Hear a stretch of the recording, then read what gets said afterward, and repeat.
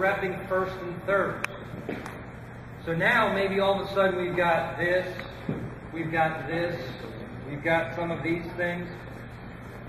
We want to make sure that our boys know if now Billy says it's a first and third. This is what I always do. I do this, first and third. I do it so they know what could happen. And what could happen is horns 3.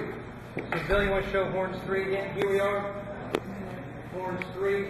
And guys, you do this the first time, you're going to get half your line bite on. What I teach, Billy, I don't know if you, but I have our guys stay off the feet. Because if I'm down here, not only is my focus narrow, which tightens runners up, but now I'm vulnerable to horns 3. So if I'm looking at his feet and he's going to sell that move, I'm gone. I'm gone. He's got me. So what I talk about as a broad, soft focus. So now I'm just general. I'm just looking general, front side, and it's just a little bit easier to see. Okay, a soft focus. Horns 3, and do that, and try to get them. And every time you tell them this, they should not get a big jump. They should, because they have to guard against that. You want to add something? On the pitcher side, I see this all the time. There'll be a guy that gets caught a little bit, right? I mean, he picks it up, but he's off, and the pitcher will be like,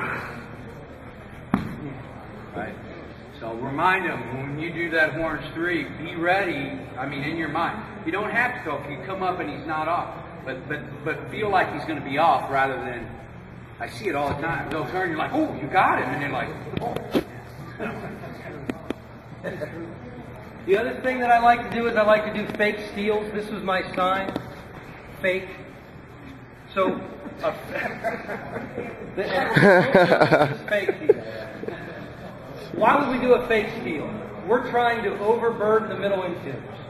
Billy talked about they play too far. If they play too far and someone yells runner, they're going to go cover the bag. So you've got to practice this. But when you practice a fake steal, if this is my normal lead, a fake steal lead's a little bit shorter because you're not going anywhere.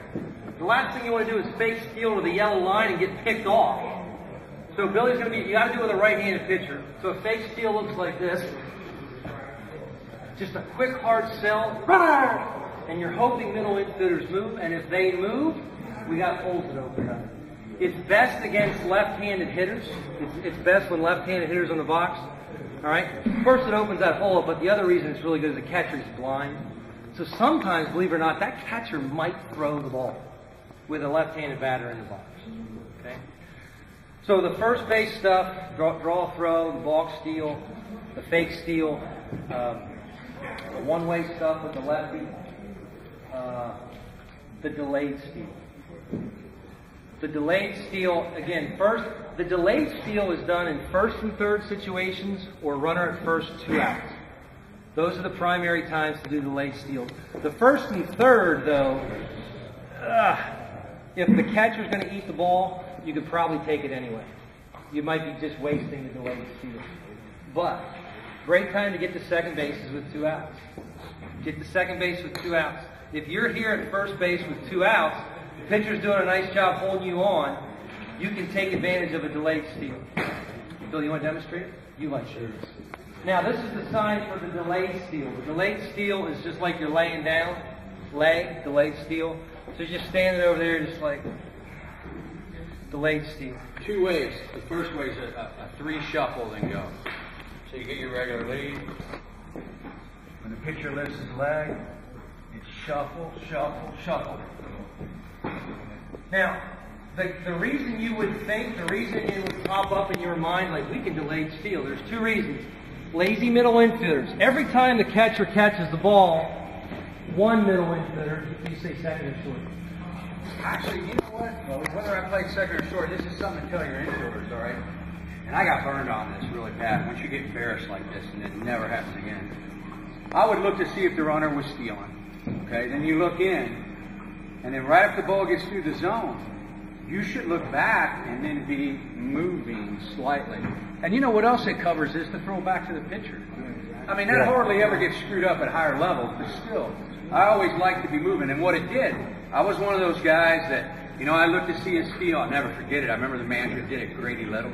Grady Little managed the Red Sox and got fired because he didn't take out Martinez.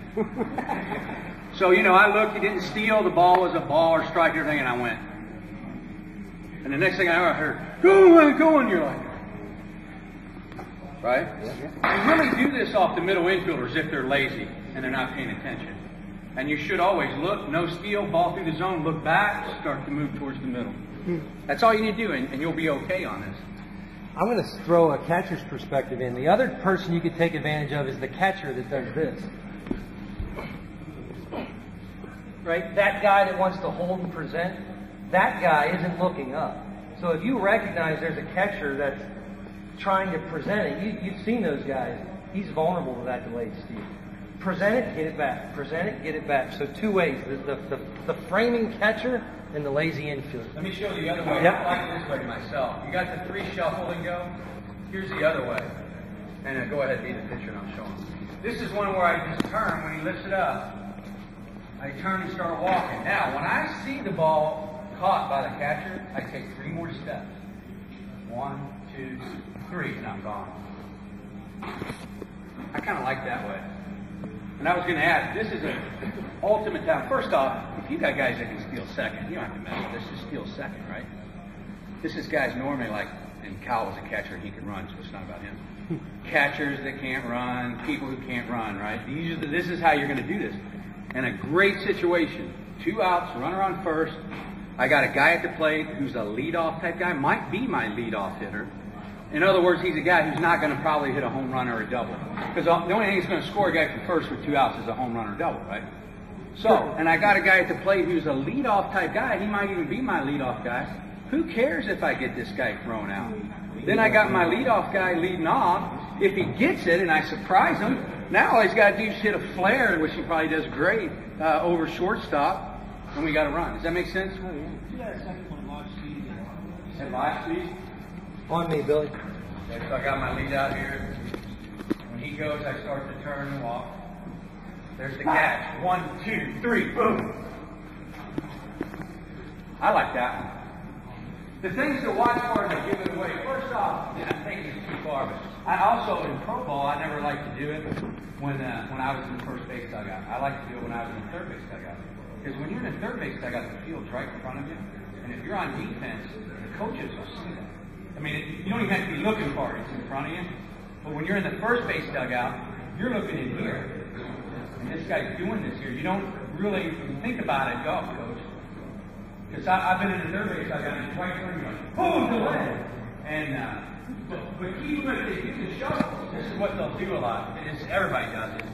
They'll go. I swear.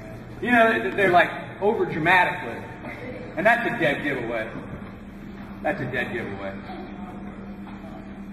Draw throw, balk steal, delayed steal, fake steal. When there's a lefty on the mound, I always did this. This was me telling them there's a lefty, go one way. This was my sign for stop. I kick myself in the butt when I give this. They'd execute it correctly, but they'd get tagged out before the runner scored. So then I had to go right, stop. I got to tell you everything. Draw, throw, and stop. Okay? Last thing before we get you guys out of here is second base. When you're at second base, you are going to identify one-lookers. Guys that check you, but it's an obligatory check. They're not really looking at you. They're just doing what their coach tells them. So, again, you got 3 lines, but now the pitcher is now throwing against the wall. So it's a coach or probably a coach. You know, he's probably right there. These guys can all see him. And he comes set and he looks and then he goes home. Now, regardless of whether he looks and then looks back and goes home, he's still a one-looker and he's still pitching in rhythm. Billy and I spent some time in discussion about this week. And the traditional method of stealing third base, why don't you show them the traditional method? Traditional method is somewhere about right in here. This is second. Yeah, that's second. Here's the traditional method of stealing third base. Billy, I'm a one-looker. See that?